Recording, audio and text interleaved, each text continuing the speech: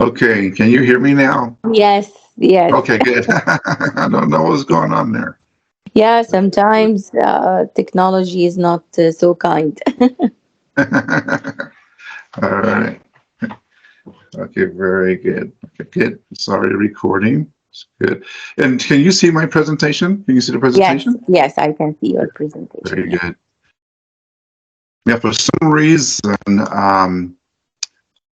oh, now that they have this fixed, when I share my screen, it doesn't show me in the main screen, but you can see it, and that's fine. And I know that when you share your screen, I can see it because I was able to share, have Samya share her screen when we did our one-on-one. So I'm not sure why I don't see my presentation on the screen, so I just kind of look off to the left here to Mm. see it. I have a different monitor, but strange things. So good. I mean, hello, Mansoor.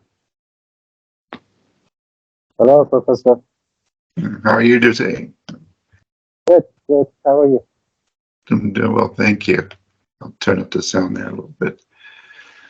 Okay, I was having some technical difficulties there. I couldn't get my microphone to unmute. And in fact, the camera wasn't working either for a little bit there. But I think we're good. As long as everyone can see the presentation and you can hear me, that's all that really matters. Okay, we'll give Samya and Rodas some time there. And I don't remember seeing anything saying they couldn't make it today, so I think they'll be on.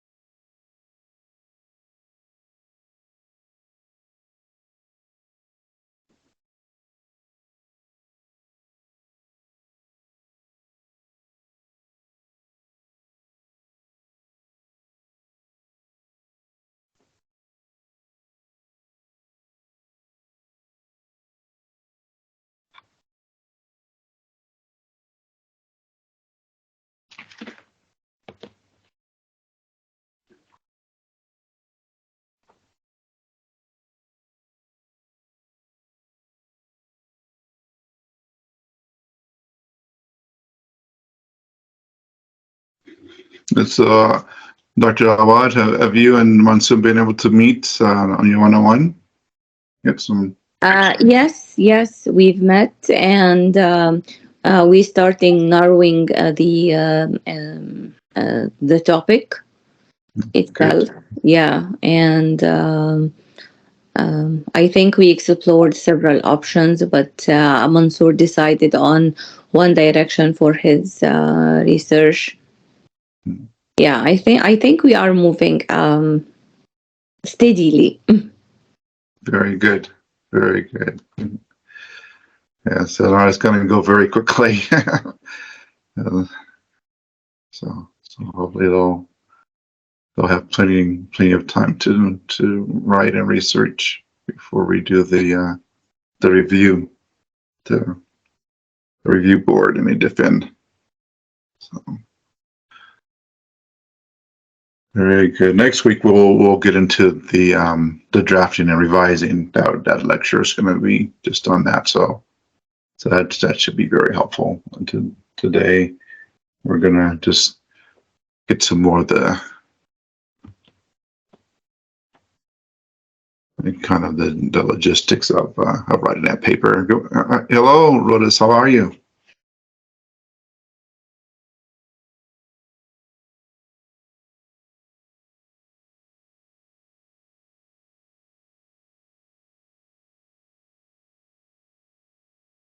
And then we'll give Samia.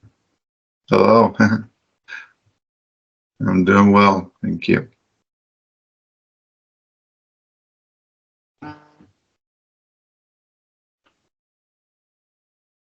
Okay, Samia says she'll be joining us in a few minutes, so we'll go ahead and get started with the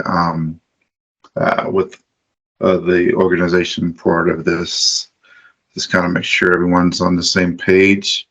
I've met with Samia in her one-on-one, so I know that she's up to speed on that. Okay, so right now I just wanted to make sure that you I think everyone, most of you have been able to complete the discussions for weeks 1 through 5. If you haven't been able to do that yet, please make sure you can get that done. And then you have the assignments that I had assignments for a few of those weeks. There was a quiz and then writing assignments. So, and we're done with that part of the course as far as the assignments and the quizzes. We won't have any more of those. But make sure you get that first quiz in and those 2 writing assignments. And then make sure you're responding to that discussion for this week, and you're showing your examples of modes of development. And then that's the reading you should have done to prepare for this lecture. And if you haven't been able to do so, please go back and be sure to read that. That's a really good section, and we'll be covering that in this lecture today. And then the week 8 discussion, this is the focus of your writing, which is great. And I give you the option of being able to use a portion of your thesis draft in your discussion post there. So, and then here, this is the reading. So we'll be reading from both books for this upcoming week. Chapter 3, outlining and drafting an essay. And then chapter 14, editing fundamentals, in the other book. And then I wanted to make sure that those one-on-one thesis consultations are going well. And it sounds like Mansoor, you've been able to meet with Dr. Awaad. That's great. Dr. Awaad, you also meet with Rodas as well. Is that correct? Yes. Yes. Okay. Very good. Good. And then I know Samia has met. So good. That's very important that we're off and running on that. So let's see. Samia have been able to join yet. We're still waiting for Samia. Okay. So let me share a different screen here real quick.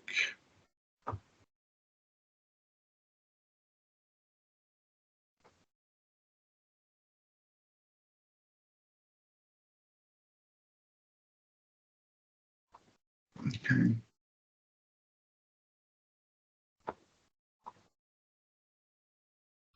Sometimes the pictures are worth 1,000 words, right? So let's go ahead and scroll through here. So here's where we had that the one quiz, and so there's that one, and then there's an essay assignment for that week 3. There's also one for week 4, and then I think that's it. Yep, that was the one quiz and the 2 writing assignments. So we want to make sure we get those done, and then here we are. I think we have most. Okay, yeah. So we still need to get some more participation in that the week 5, and get everyone caught up on that week 6 discussion. So, okay. Yeah, let's see here.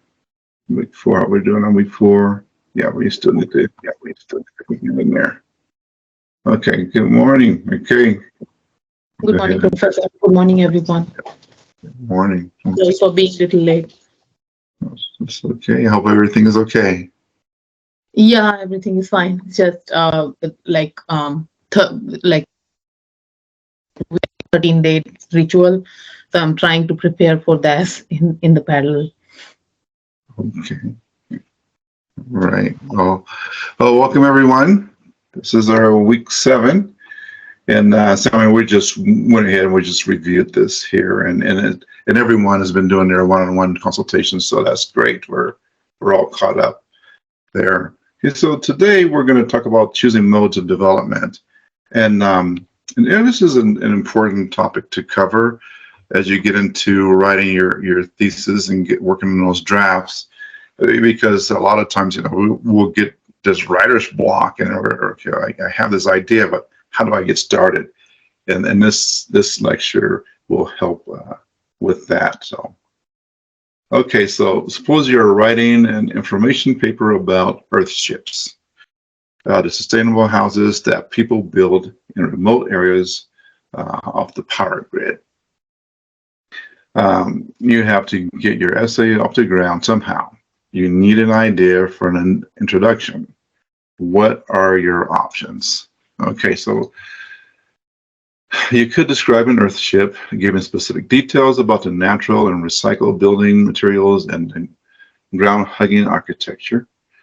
You could define the term earthship. That would be helpful, right? And explain the ways in which such houses are self-enclosed environments like spaceships.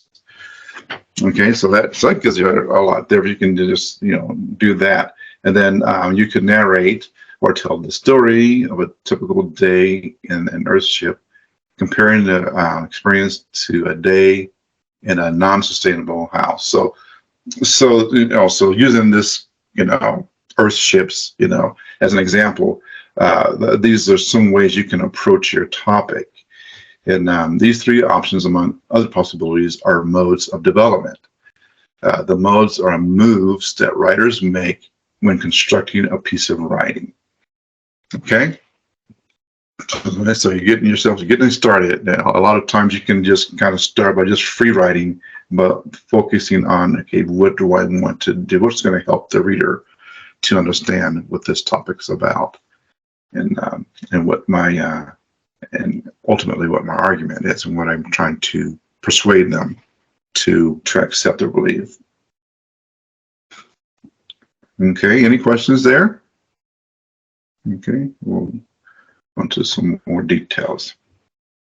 Okay, so what are modes? What are the modes? And there are 8 that they're discussed in this chapter, and basically you'll find that most people will they'll just refer to these 8. It's pretty common, pretty typical that there's these 8 that are identified as modes of development, and they'll sometimes they're referred to as methods or patterns, or you'll see different. It's not always called a mode of development, but it's all the same. So exemplifying, giving instances or examples, narrating, telling a story or recounting a process, describing, showing the parts or features of something, evaluating, assessing how good something is, defining, telling what something means, classifying, putting something in a group with similar things, comparing and contrasting, you'll do a lot of that, saying what something is like and not like, and then showing cause and effect. Again, you'll be showing a lot. You'll be doing a lot of that as well. 7 and 8 for sure, explaining why something exists or happens. And as we go through the lecture, you'll see that the authors of the book are saying that at some point you'll be doing all of these, and they kind of they work together. It's not you choose one or another. It's interesting that they the title of the chapter is choosing modes of development, and when in actuality you'll be using all 8 at some point in the process. So let's stick with that. So what do the modes look like in detail? So exemplifying. When you exemplify, you give the reader instances or examples to answer the questions who, what, and which. Okay, brief examples, extended examples. So you'll use both in your thesis. It depends on what that specific thing is. You can be brief, or you may want to, or you may have to have a more extended example because it might be a complex topic, a concept that you're trying to convey. Okay, is that clear? Anyone have any questions on that? Okay, very good. All right. Okay, so what do the modes look like in detail? And this is the narrating one. So when you narrate, you tell a story or recount a process. Narratives answer the question, what happened? Types of narratives: anecdotes, dialogue, summaries, process narratives. Okay, is everyone clear on this? I think dialogue, summaries, and process narratives are okay. How about anecdotes? Anyone need clarification on that? An example of an anecdote? Yes, please, Professor. Would you like? It's clear. Did you say, Mansour? I would like you to a little Okay. bit. Sure. Very good. So when you use an anecdote, you take your topic and you're using an example of something to help the reader to understand that topic. So if we go back to the spaceships example, they were giving this anecdote of how they're tight like an actual spaceship. So this concept of the spaceship, when you're in space, you have to make sure that everything is tight so that the environment inside of the spaceship is not compromised by outside forces, because there's no breathable atmosphere in space. So you use this anecdote to kind of help the readers to understand that this is why we do this. This is a self-contained environment in these Earth ships, and thus the name Earth ships. Okay, and you can use something that's contemporary, a story that's contemporary. You can you're telling a story with your anecdote. So I'm not sure what your topic is, but let's say your topic was how to do archery.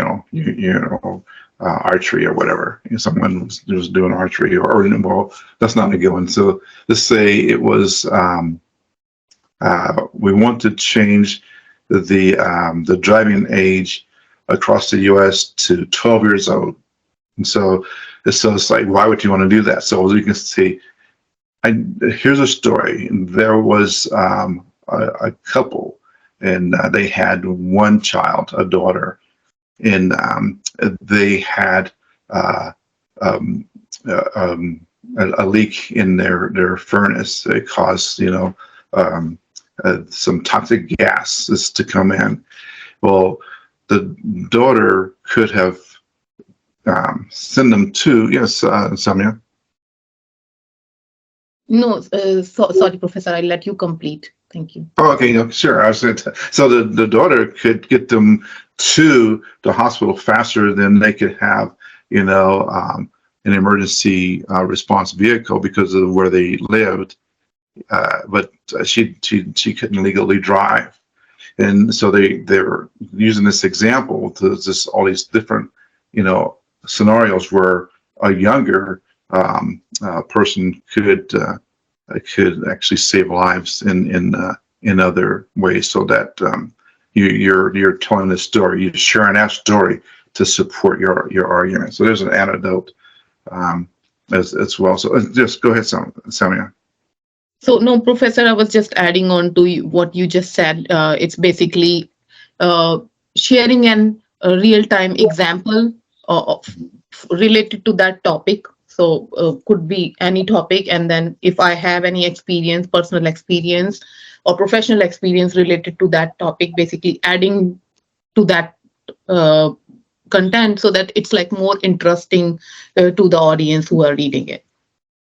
Yes, yes. So you can make more of an emotional connection with the audience, right? It's something that they can relate to. Correct. Very good. Yeah, yeah, good. Mansoor, did that answer your question? Yes, thank you, Professor. Okay, good. Very good. Thank you for asking the question too.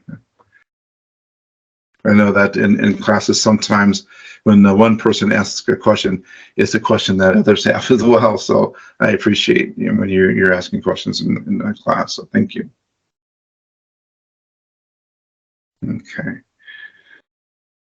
So that was narrating, and then describing. So when you describe, you discuss the parts or features of something to answer questions such as how does something look, feel, sound, taste, and smell.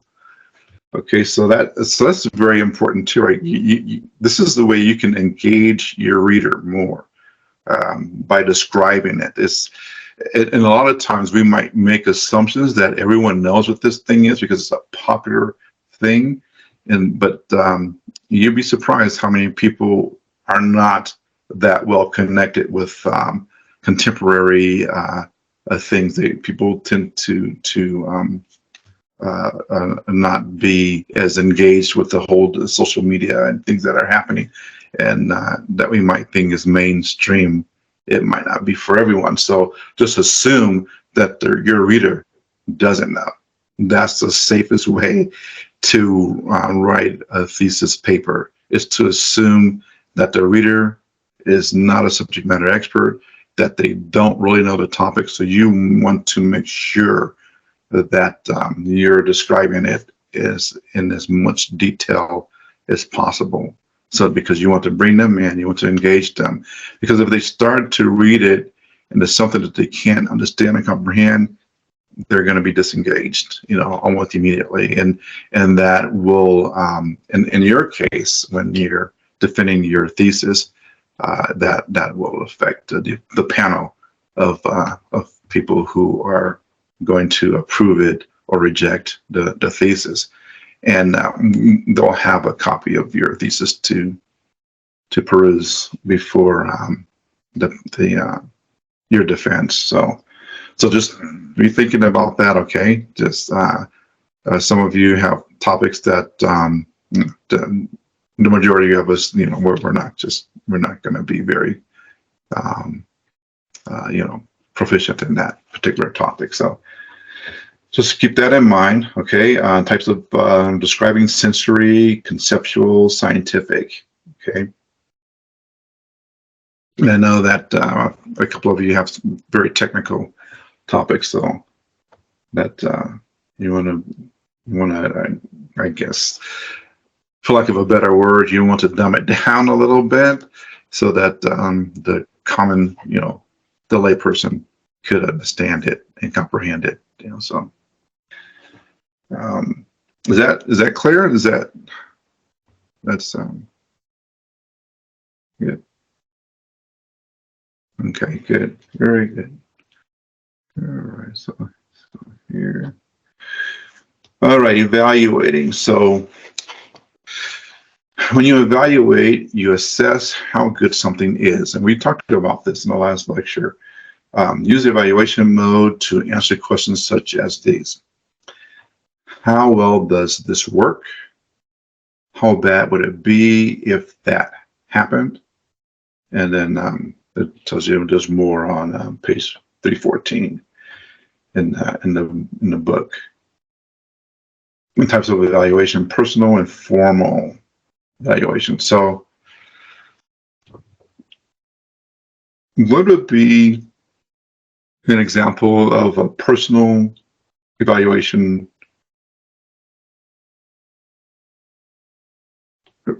It's like we lost Mansoor. Okay. You may have jumped off there. So, someone give me an example of a personal evaluation. I think we probably will agree on a formal one, but we'll come to that in a minute. But what would be a personal evaluation?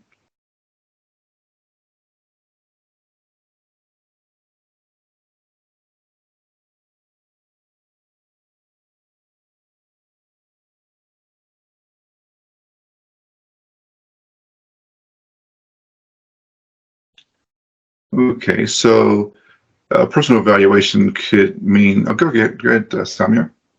Sorry, Professor, I was having hard time going off mute.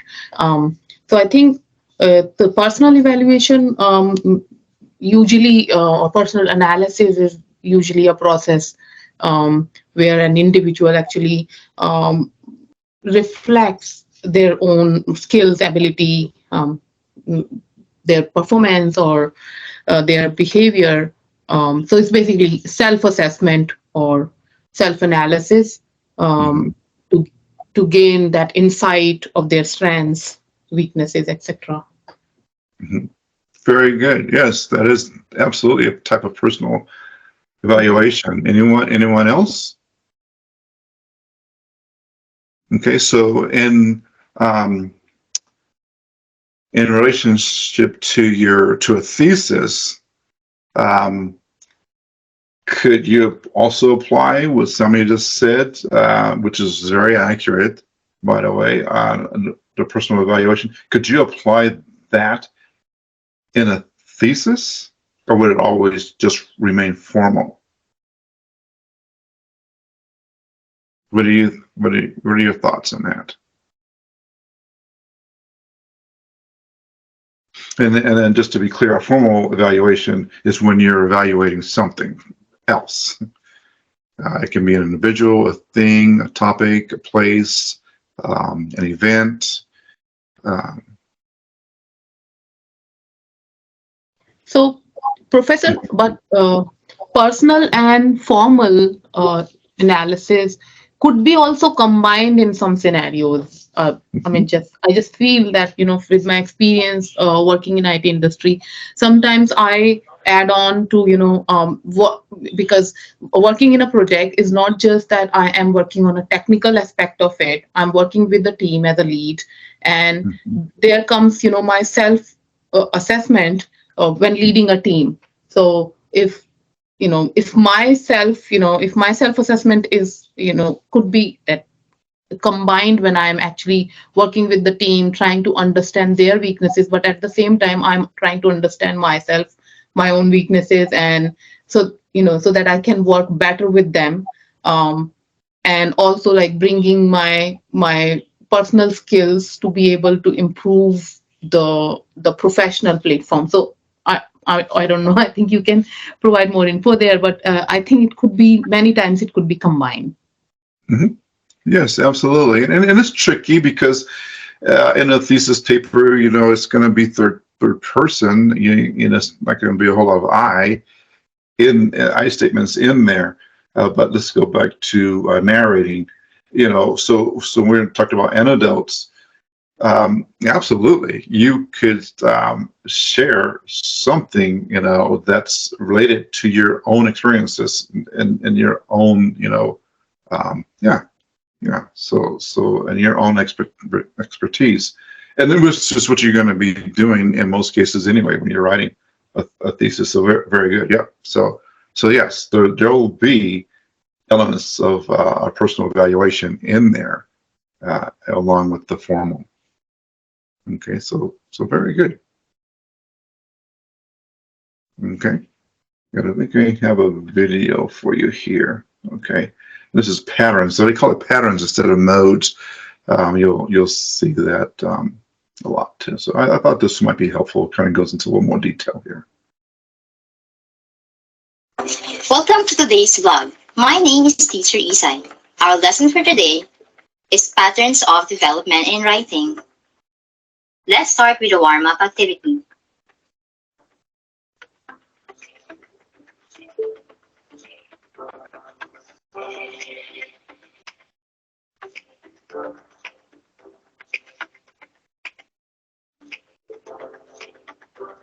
Now, it's time for the lesson proper.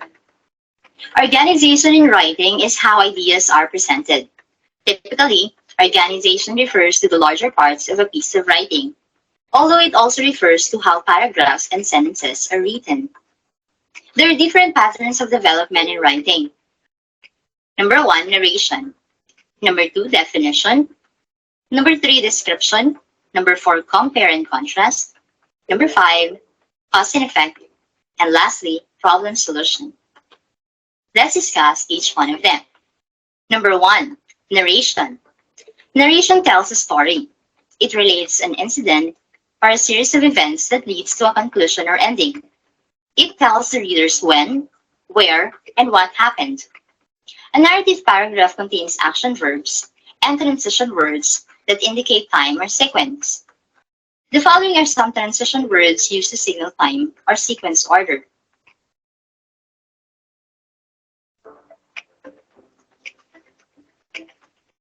Narration is usually used in the humanities. In a writing class, for instance, you can write about a particular event or situation. Number 2, description. Description gives information of what a person, an object, a place, or a situation is like. It appeals to the reader's senses. It makes the reader see, hear, taste, smell, or feel the subject. A descriptive paragraph has concrete and specific details, which are carefully chosen by a writer to paint a picture in the mind of the reader. Literary analysis, descriptive essays, business plans, lab reports, and research papers are some examples of writing genres that use descriptive paragraphs.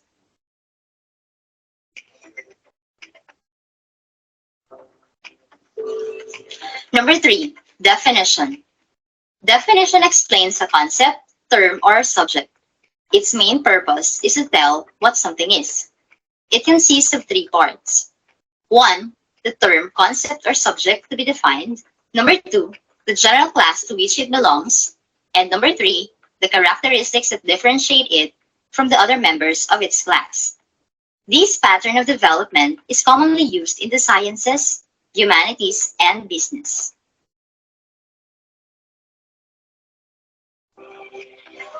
Let's start with the comparison. To compare persons, things, places, events, situations, or ideas is to show how they are alike. You need to identify the points of comparison and make a list of similar characteristics or qualities for each point of comparison. The following are the words that signal similarities.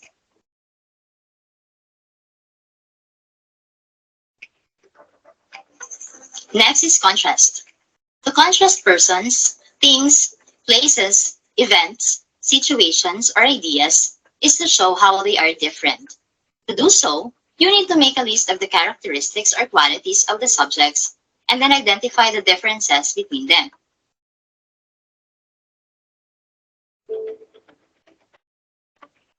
Comparison and contrast paragraphs are common in writing in many academic disciplines, like the humanities, sciences, and business. A paragraph developed by comparison and contrast has a unifying idea or purpose. Also, it must be balanced in such a way that there is an equal amount of information for each subject to avoid bias. Number 5, cause and effect. A cause is simply why something happens, and an effect is what happens. Together, they can be used as a pattern of development in writing. With a cause and effect pattern, the writer can explain how an event or action leads to another. The following words can be used to signal cause and effect.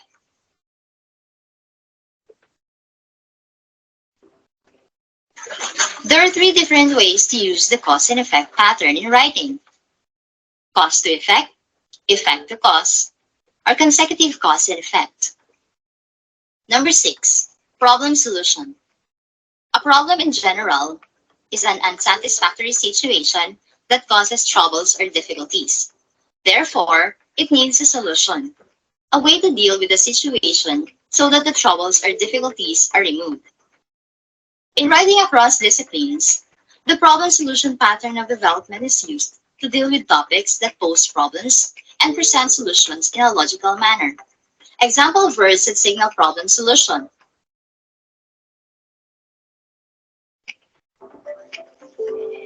let's have a recap on the different patterns of development in writing. 1, narration. 2, definition. 3, description.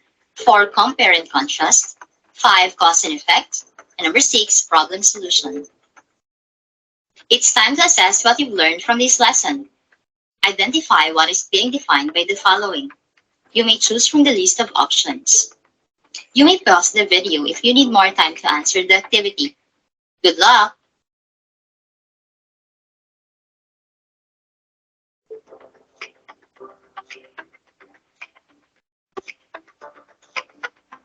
If you are sure with your answers, it's time to check.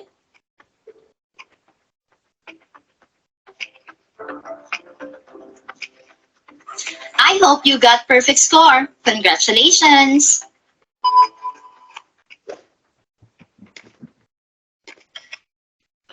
Okay, so only 5 of those 6 that she covered early in our let me go ahead and go back to our list here.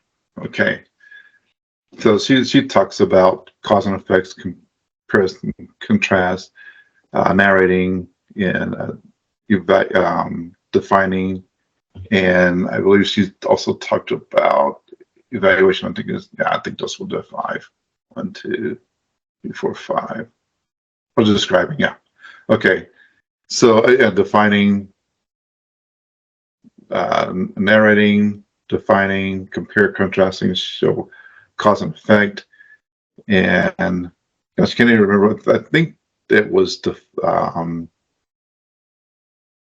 describing. I think was one of her 5 that she had in the video, but for sure these 4. Yes. Finding narrow. Okay, good. So describing was also there. Yes. Okay, good. So she mentioned how in research papers you do compare and contrasting, and that's very, very true.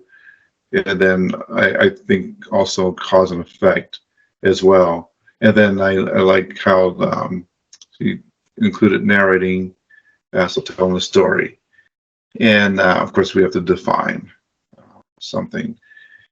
So then she had the problem solving, which is, that's not one that the book goes into, but it's just part of research, right? You have a problem statement, and we have our hypothesis, and so that's just something that's inherent in research. But yeah, I like that. She gave some really good examples there, and the video kind of went a little bit too quick to kind of go through the exercises that she had up there. I thought that needed to be paused a little bit. I could have paused that there, but So, yeah, go ahead. Professor, do we have to provide the solution as well for our topic? Not most research studies don't have a solution, but they have recommendations for the research and what the research, it opens the conversation, or it's a continuation of a conversation. So yeah, you do not have to show a solution. If you have one, excellent. Okay, that's great. So you would provide suggestions, things like that. So okay. So let's go ahead and skip past this one. We'll come back to the break here in a little bit. So here we are with the defining part of the modes. Okay. So when you define, you tell what something means. Definitions primarily answer who and what questions. Who is this person? What is that? What does this mean? So this is going to be very, very important. As I was saying earlier, it really is going to be important for you to utilize this mode in your thesis, because just assume we don't know what your topic is. We don't understand it. We might have a very high level surface, understanding of it, something that's but not that deep understanding, just a superficial kind of understanding of it. So simple definitions can be complex definitions, negative, stipulative definitions. So what would be an example of a negative definition? Could someone give me that? A negative definition. Which I think this is an interesting concept of it in itself. Would that be a biased opinion, do you think?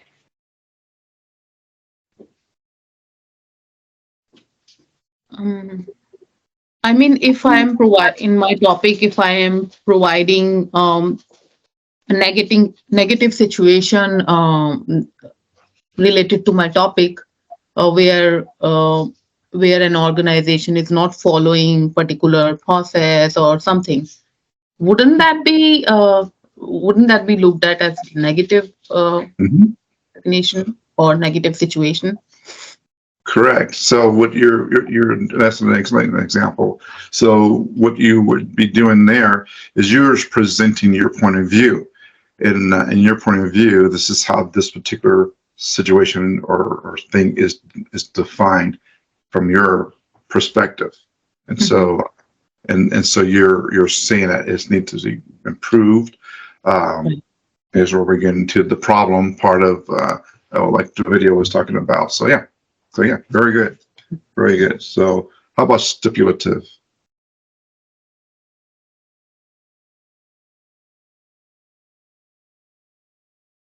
Here, let's go to Merriam-Webster here to help us out with that one.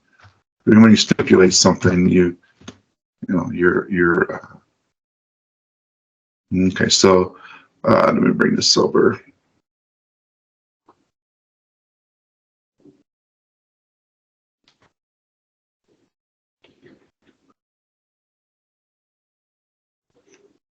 Okay, so I'm going to share the screen here.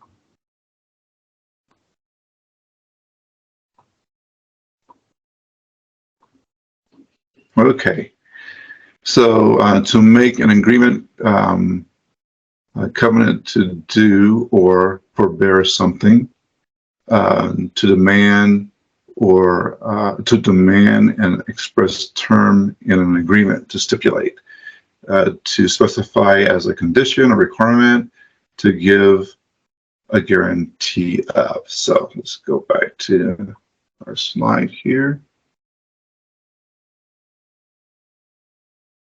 So, Professor, when I Googled it, the stipulative definition is a type of definition which introduces a new or specific meaning to a word or term. Yep, very good. Yes. So what would be an example of a stipulative definition?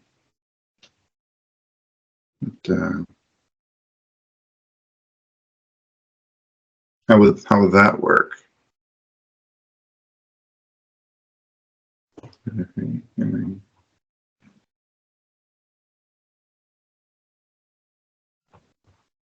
Okay.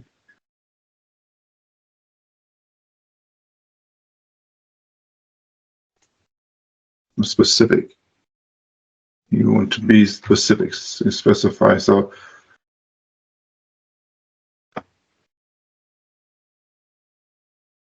okay, so let's say you were doing your argument was based on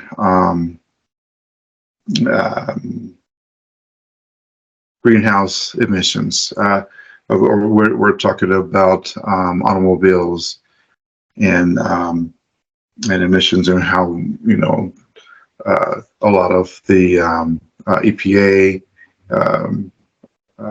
agencies want to go to vehicles that are more that have less emissions, and that basically electric vehicles. So how would you do a stipulative definition if you wanted to do that?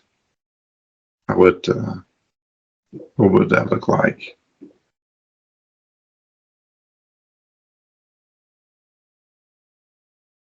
So you would include all of those elements, right? So you would so you're talking about it, but you would also give, some cause and effect in that definition, maybe something like that. But you want to be specific. So you're talking about this very specific thing, but you want to also give some kind of an example to help support that definition. So let's go back here. Let's get this again. Professor, Okay. I think that this stipulated definition talks about using new terms to change people's idea or opinion. So I think you can use these arguments or these definitions to change people's idea. Okay. Good information. It's a little difficult to hear you, Mansoor. So could you repeat that, please? Oh, we just lost. Yes. I think there was some network issue because your video was also blurred. So I think there was some network issue during that time. Oh, say it again, Samia? Sorry, I was saying that I think there was some network issue when Mansoor was talking because your video was also totally blurred. Oh, okay, good. Sorry, Mansoor. I guess my connection was kind of messing up there. But please go ahead and repeat what you were saying. I believe I got the gist of it.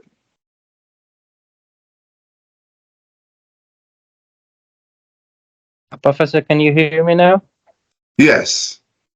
Okay, I was just saying that I think that stipulative definition will help us to use new terms or updated terms to change people's idea who are reading our thesis or reading our research. Am I right? Okay. That's good. Yes. Very good. Yep. That's right. So exactly. So everything is intentional. When you're writing a thesis, you don't want to have, for one thing, you just don't have the time, right, to just put anything down on paper unless it's intentional. So just keep that in mind. So very good. Yes, that would help. Being a stipulative definition would help the reader to understand, to clarify that. So very good. Yeah, good. Okay. And then let's go. Okay, so classifying. Okay, so when you classify, you put something in a group with similar things. Classifications can answer several questions. What kind of thing is this? How is this related to that? Where does that fit in a larger scheme? And so types of classification include simple classification, mixed classification, questioning classification. So I think simple and mixed are probably, pretty straightforward. So what would be an example of a simple classification? Let's say you're talking about different types of voting registration or what have you, and so you're just going to classify this particular type of voting method. A mixed classification, and that would be you're bringing in different elements of voting. So like you have your in the U.S. they have the delegate. They have the it gets pretty complicated actually. So you have the different types of voting that is happening. But questioning classifications, that one, I'm not so sure that's real clear. So a questioning classifications. What could that be? What what would that be like? So you have your simple, your mixed, you're taking things, you're comparing and contrasting in your classification with your mixed classification. Simple classifications where everything is a like for like classification, but questioning classifications. That one's a little more. So, so Professor, I think when it comes to questioning classifications, it's basically we are validating, we are questioning, and while questioning, we are actually validating the accuracy of our topic and what the examples we are providing. I mean, the content we are providing. We are trying to validate that via questioning. Correct? Okay, so we're validating the questioning. So will we also be trying to validate why we are classifying that particular thing in the way we're classifying it? Questioning classifications. So we have that, but why is it this thing? So we say, what kind of thing is it? So we say it's this thing, but why is it this thing? How is this related to that? This is how it's related to that. Where does that fit in a larger scheme? Okay, so that's is that the way you understood it, Damia? Yeah, no, I'm thinking when you were saying this. So basically, what I am thinking from that whatever topic I'm writing, and I'm providing the examples and then questioning that approach within my examples to validate if it is really correct or not. But I think it goes around the topic, what the topic is, and what kind of questions we can ask in terms of validity. So it all depends on that. Yes, and definitely something brainstorming there that, okay, we are brainstorming and validating whether this is really correct or not. So totally depends on the topic we are selecting. Okay. So we're essentially classifying our questions. Yes, correct. Okay. Yes. All right. Good. Very good. Yep. Okay. So let's see here. Let's go to another one. Before we go, did anyone else have any comments on that? Any questions on this? Yes, doctor. I'd like to add just a quick comment about classification, because we do this a lot because we have lots of information and data that we will collect through research. So we need to group the information that we got. So we have to find, for example, common themes or common characteristics. So this organizes the information that we receive. We highlight themes. These could be certain observations, challenges, whatever the topic is. But it's finding some ground for grouping. Yeah. Very good. Yes, thank you. Thank you for adding that. Yeah. So this is so what Dr. Awaad is saying is that in your thesis paper, when you're doing your research, you're going to have things that are going to be grouped into these different categories. And so and it's going to follow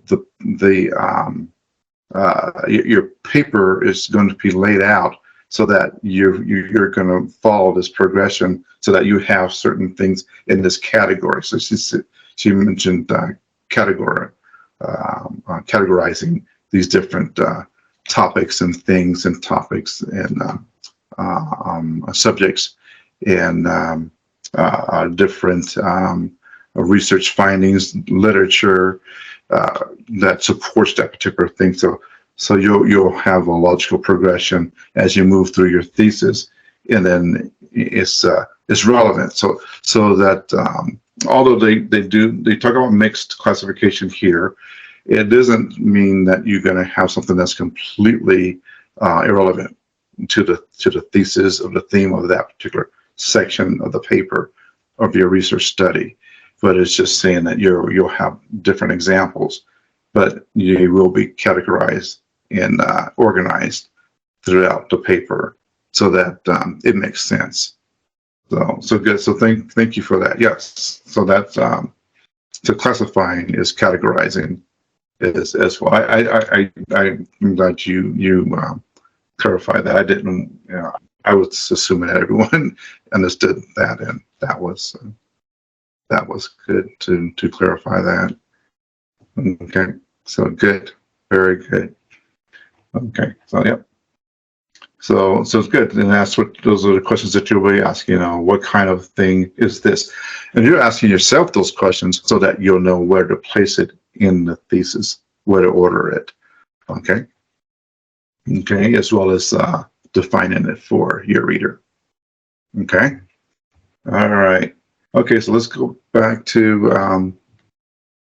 Okay, so I think this is a good place to have a break.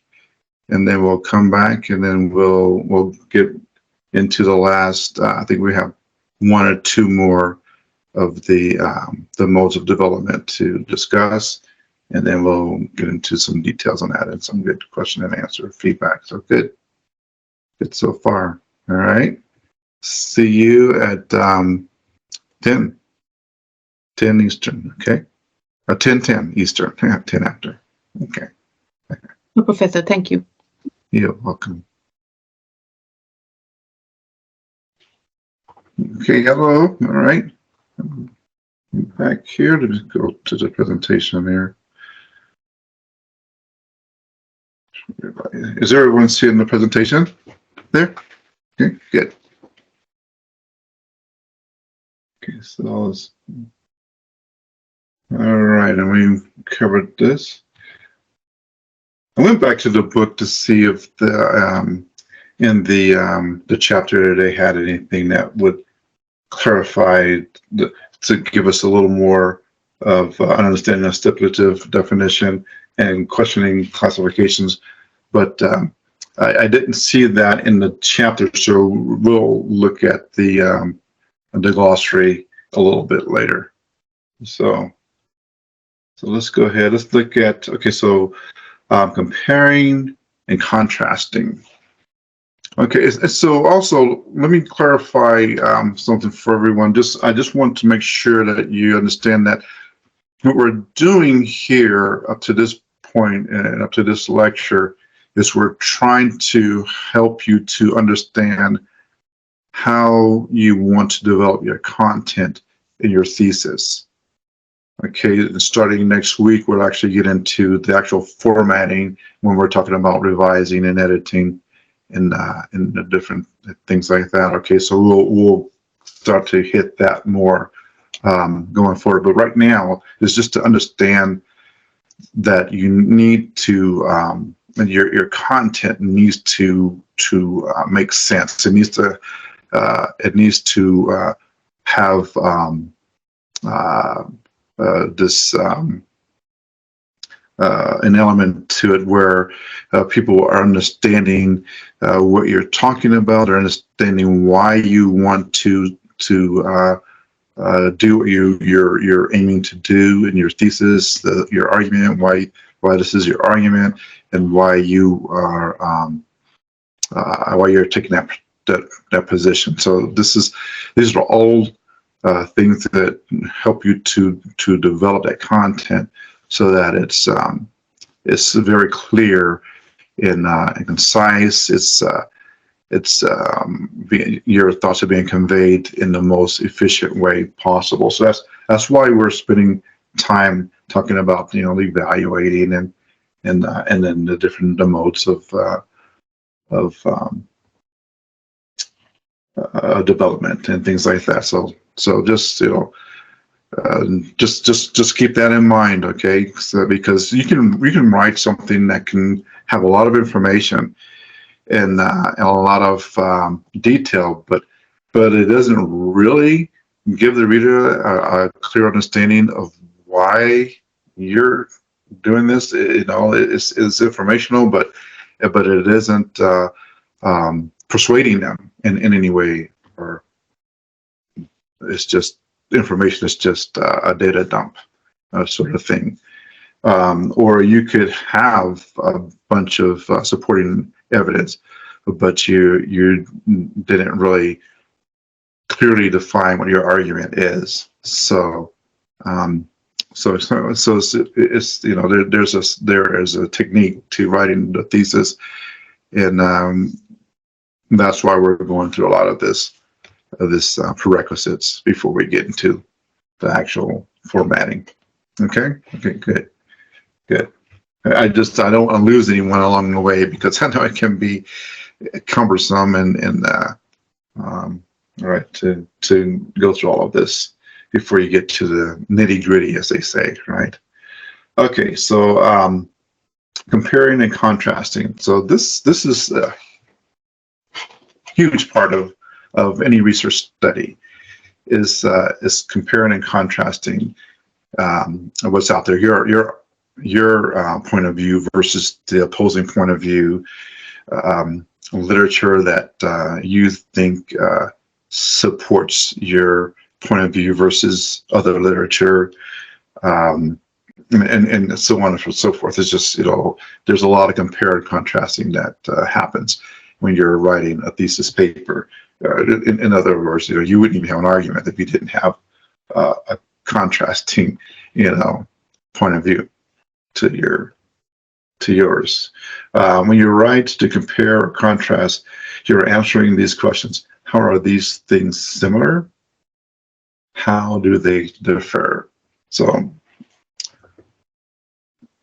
very, very, very important to keep that in mind. Of course, types of comparison and contrasting modes include comparison, contrast, and analogy. Okay, and that's something that is always very helpful, because an analogy helps people to visualize the thing better. When they can see it, it helps them to understand it. So when you can draw an analogy with something, and you're giving them an example of this visual image, and through words of what you're hoping to convey.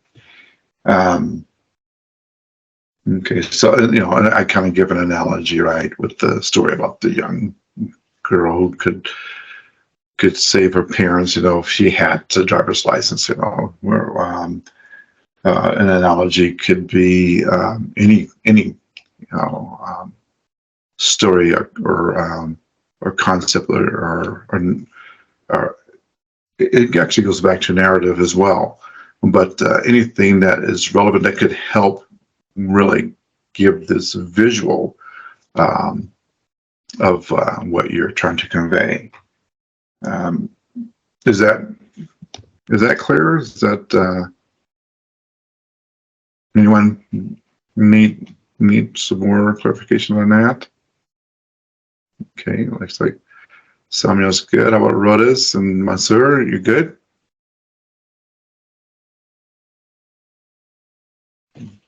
Okay. All right. Yes, Professor. All right. Okay, good. Very good. All right. So that was the compare and contrast. So cause and effect. So in scientific research, there's a lot of you definitely want to show cause and effect, but you can also do that in your thesis, because you are trying to show cause and effect to support your argument. Cause and effect explains why something exists or happens. It answers how and why questions. How did this happen? Why is this the case? The mode often arranges information in a chronology, to show causation or to suggest an effect. So chronologically, you can show, okay, over a course of time, this has happened. And this they show this through lots of things, right? It's going to be the CDC, the Center for Disease Control shows, over time, this is what happens, with certain illnesses. It could show environmental studies definitely show the chronological, order of things, how it just is, what had the ice age and then, so forth and so, and go on. Or they show, back in the early 1900s when the Industrial Revolution was really booming, and they had all of no one had any kind of environmental controls on factories and emissions. It just, things that happen. But then they start to notice that people were having respiratory illnesses, and then they were able to show that cause and effect in lots of different ways. What happened, in what order, what might happen next. So this is a very, very, this is going to be a very, very strong element in your argument to show a cause and effect. Okay, so simple causation and complex causation.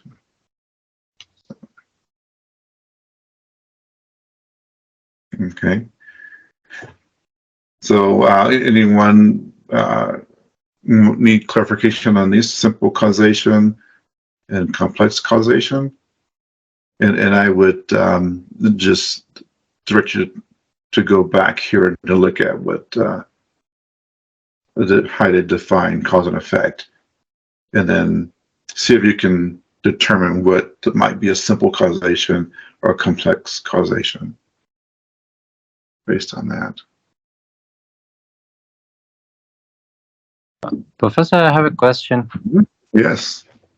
So these topics that we studied today, do they differ in different research topics, or they are required for every research topics? Is it a must for every topic? Yes. To compare and contrast, or to provide cause and effect? Are these must in research?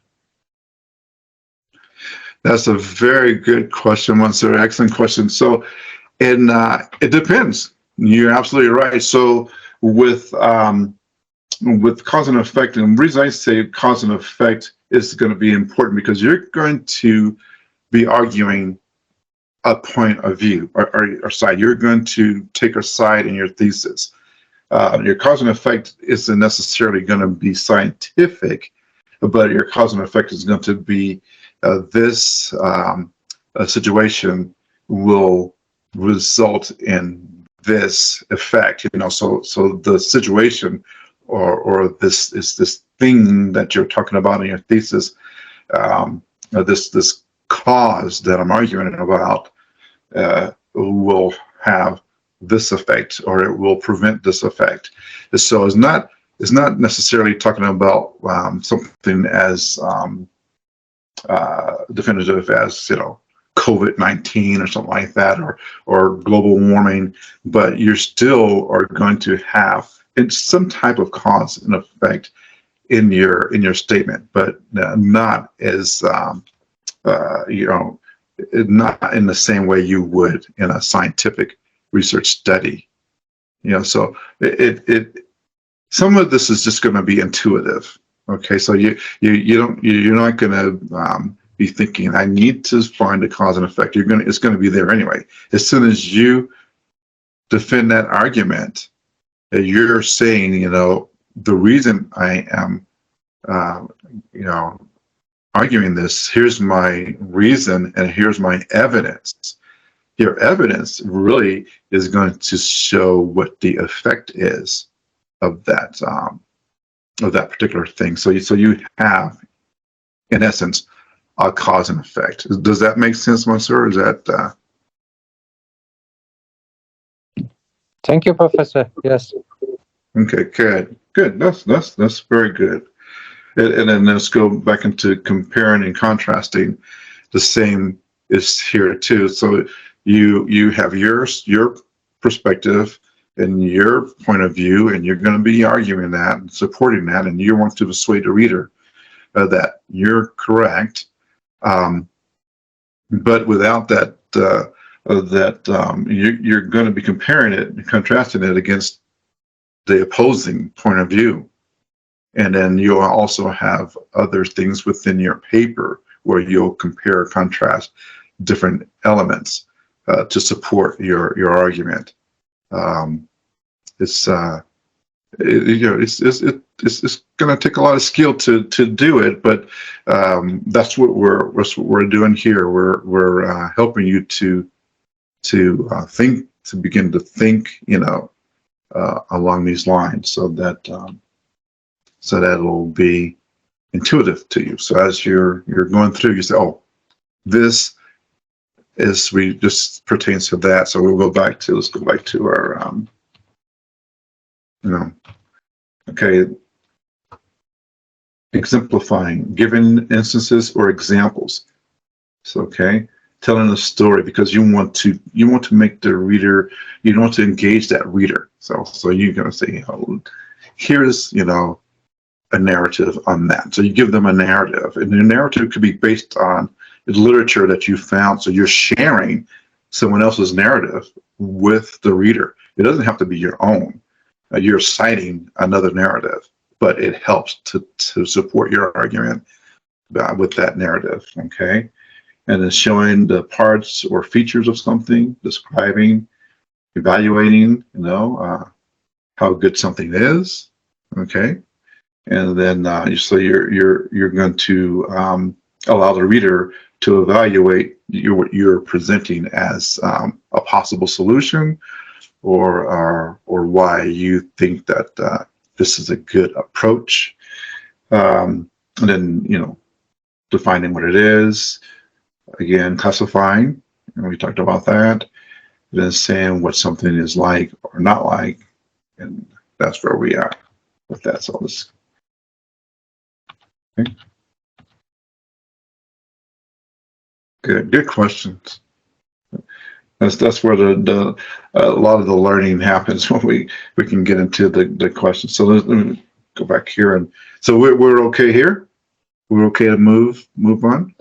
So Professor, Yes. just to simplify the simple causation and the complex causation, that simple is basically the direct, which is like a direct situation or direct relationship with the cause and effect, and then complex is basically the indirect cause and effect, correct?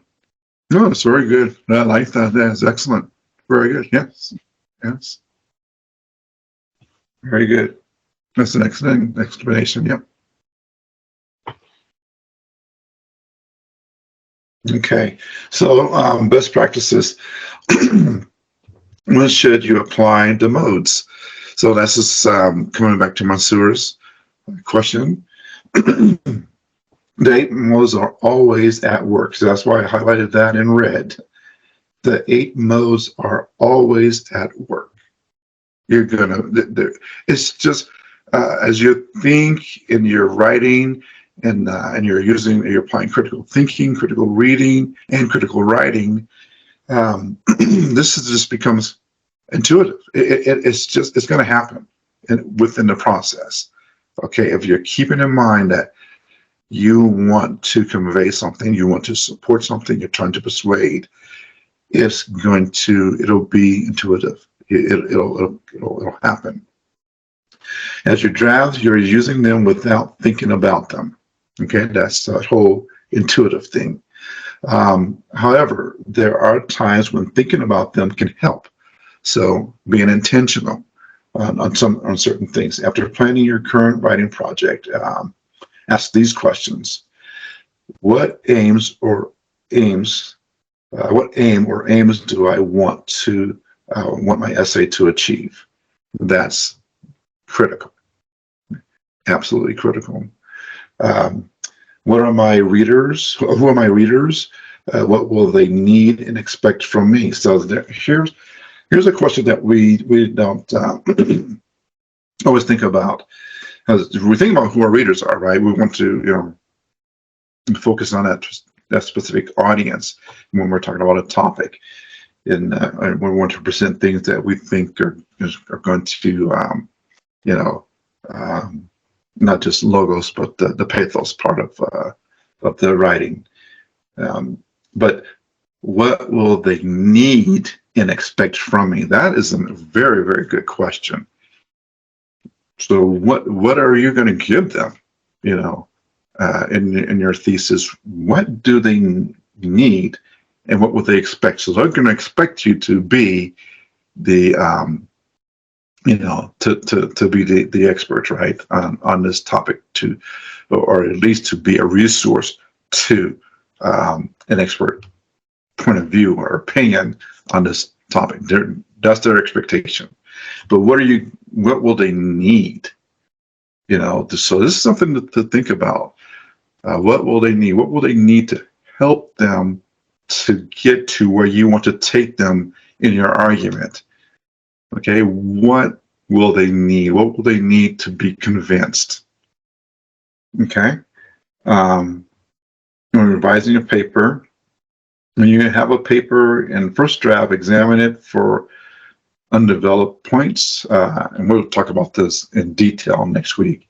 Ask the same questions as in item 1, and sketch out additional or different moves to solve whatever development problems you detect. Okay. Oh, looks like we lost Rhoda's.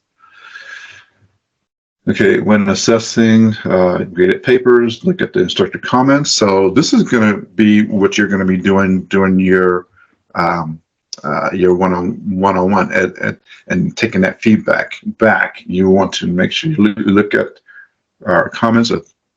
Think about the comments in that one-on-one. Did they single out places where development could improve? Do you see ways to develop more fully what you said, either by adding modes or using different ones? And again, that goes back to those questions. So good. That's where we want to be with that. So let's look what else we have here. We'll give Rhoda a chance to come in. Okay, so how can I develop a repertoire of modes? Okay, so what your tool set's going to be. Your mode tool set, your tool bag.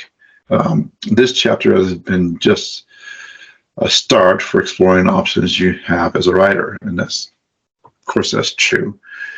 We can't cover everything in a lecture or even in a chapter. The 8 modes covered here do not exhaust the range of possibilities for inventing and developing ideas in your papers and other writing. So again, Mansoor, going back to your questions, is it necessary? Do you have to do it? It's going to happen just automatically, but you will also have other things that'll be going on in your paper that will transcend, these modes of development. It will go above and beyond that because of how you're developing your concept and your thesis. Like a good vocabulary, modes for development are part of a writer's toolbox. And the more you use them, the better you become at your craft. So skills, just like any other skill, you use them to get better at them, and you use them to keep them. Because if you don't use certain skills, you lose them. That's just how certain skills work. But as you use these in your drafts and your outlines, and you're thinking about it, it's just going to become a part of your process. It's going to be ingrained, if you will, in your thinking. Okay.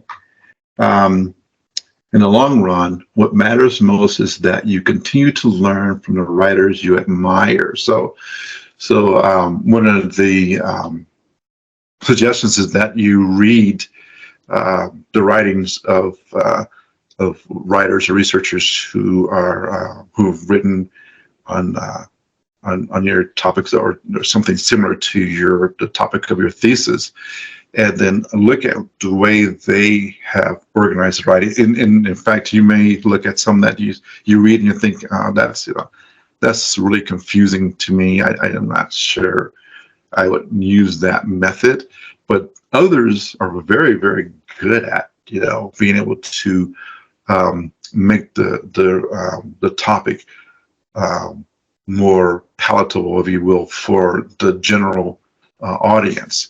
And some writers and researchers are very skilled at that. So see if you can find one, maybe you have one in mind already, and maybe it isn't even on your research topic. It's just a writer that you admire, and they have a style that you can learn from.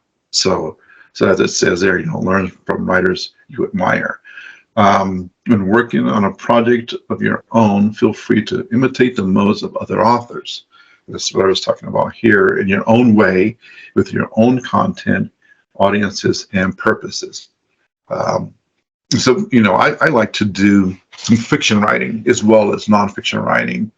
I can tell you in my nonfiction writing, a lot of the processes that I use mimic my mentor. I had a mentor, a gentleman who's passed on. He was an educator for many, many years, and we wrote a couple of books together.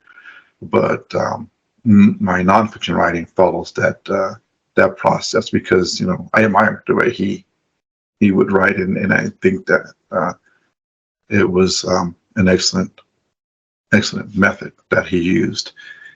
In fiction writing, one of my favorite authors was the late Robert Jordan, who wrote fantasy, and also contemporary writers such as Brian Sanderson. Not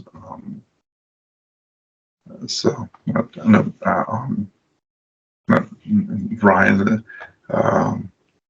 but Sanderson. I can't even remember his first name now. But his writing is really good.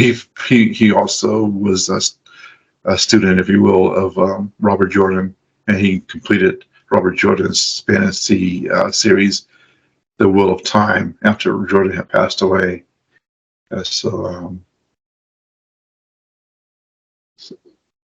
Anyway, so those are examples that I can give you that I like the way they convey information.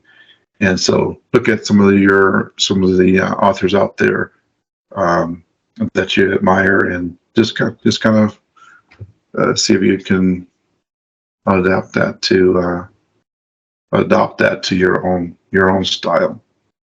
Over time, you will internalize the modes. This is why you said before, it becomes intuitive. You internalize it, combine them with others, and transform them in dozens of different ways, so that what started as someone else's skill becomes your own. And that's very, very true. We all have our own voice, right? We're writing. You have your own. You may not realize that, but you do. Even as I'm reading your papers, and I've worked with you before, you have your own voice, your own tone, and sometimes when you're reading something without even knowing that it's Brandon Sanderson is the author, as a matter of fact, without even knowing that is his writing, as they start to read it, I'll know this is written by Brandon Sanderson, because his voice in his writing is just the way certain writers write. William Shakespeare, for instance, some people argue that he wasn't even a real person, but it's from that Shakespeare content, that style, or someone's mimicking Shakespeare. Okay, so let's. Okay, good. Let's see. All right, so let's look at the text book. Yes, Monsieur. Do you have a question?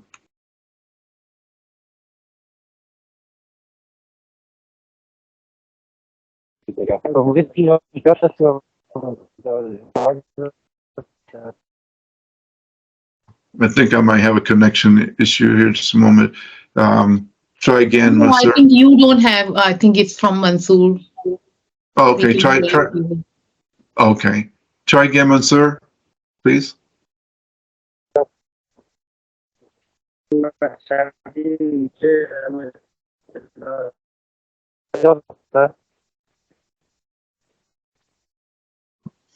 Okay, we can't hear you, Monsieur.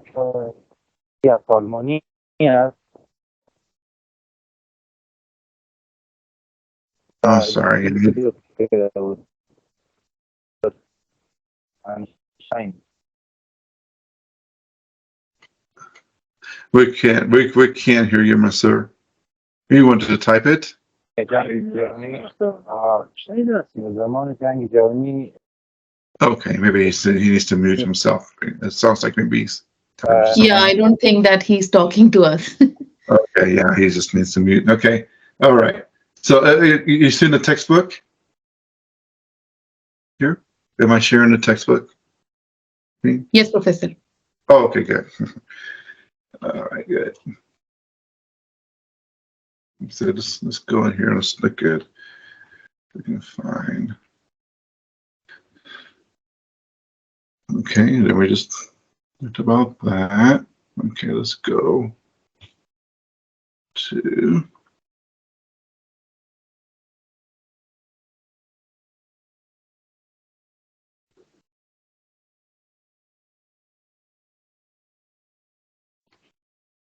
Okay, this is interesting. So I was talking about exemplifying. When you exemplify, you give the reader instances or examples to answer the questions who, what, and which.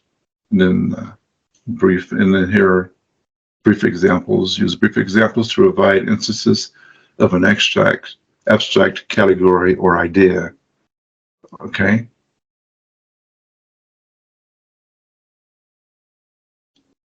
And they're talking about Al Gore's book, An Inconvenient Truth.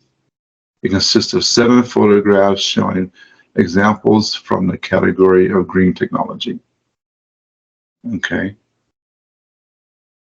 Okay. And then, let's see, extended examples. The mode of exemplification can be used to develop a paragraph or several paragraphs of your writing. So these extended examples usually incorporate other modes such as description or narration. So yeah, that demonstrates how they work together. The modes they don't stand alone. We use them all. Okay, and then they're kind of giving us an example here in this narration. Notes. Good. The most common narrative is the anecdote, a short personal account of something that happened, commonly used to open essays, conclude them, and illustrate important points in between. So there you go. Anecdotes are used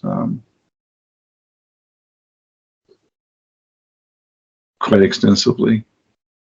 And here it even, it implies that they're more personal in nature. They don't always have to be, but they can be. Then dialogue, summaries. Okay. Process narrative. Start, receive order. And this is talking about the email. Something that's using the shipping example. Describing.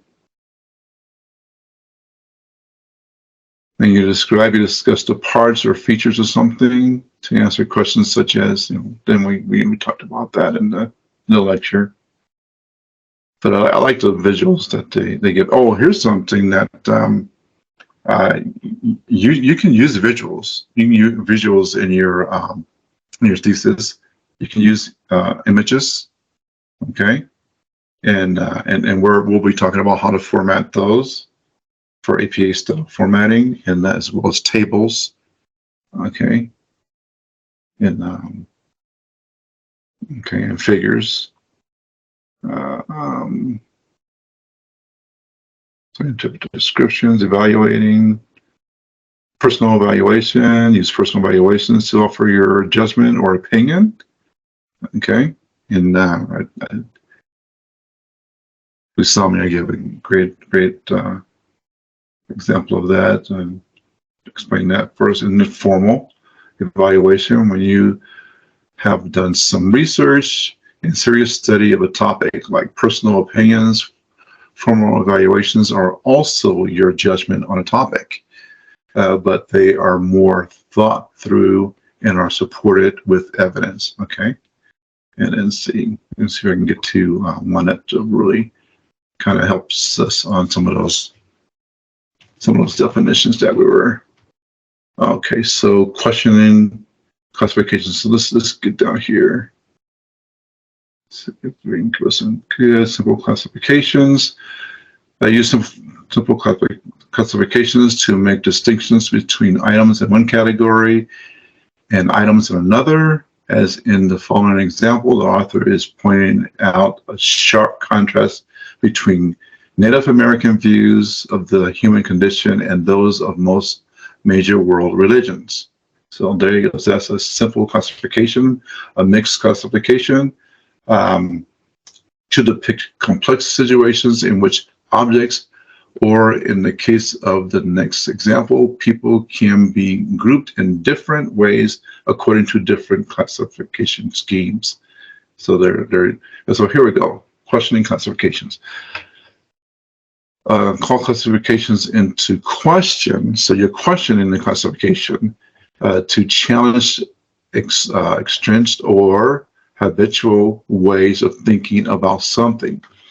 So we're actually questioning how those classifications came about.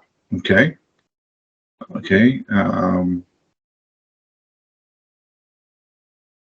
Here it says, unfortunately, classification can lead to stereotypes. Okay.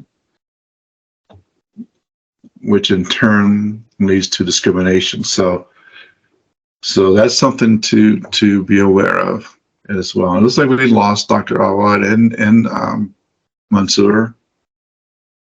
And so I just wanted to I knew that they might have a better, even better definition of questioning classification, but I think we hit the nail on the head on that one during the lecture. But I just wanted to be sure. Then let's go to there's one more. We did the complex causation. They're good. Yep. Yeah, good. So I think that was covered. But it didn't stipulative. I didn't see where it really went into details on stipulative. So.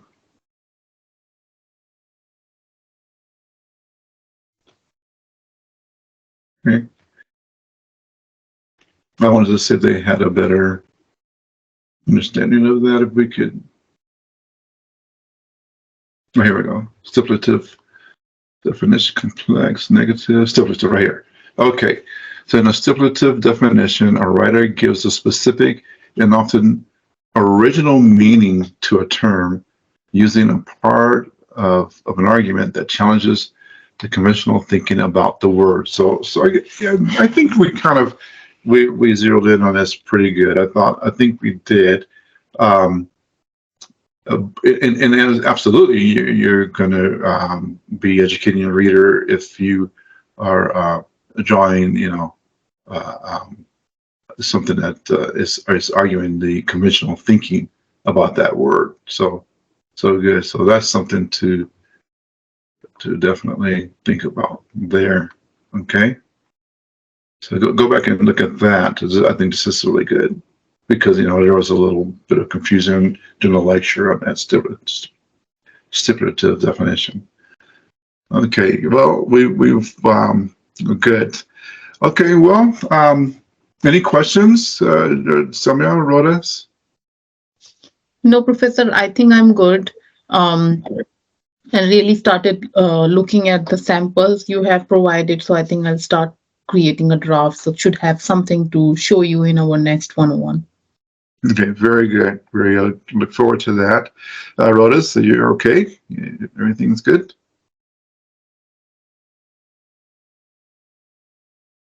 Oh, good. Very good. I'm good. Everything is clear.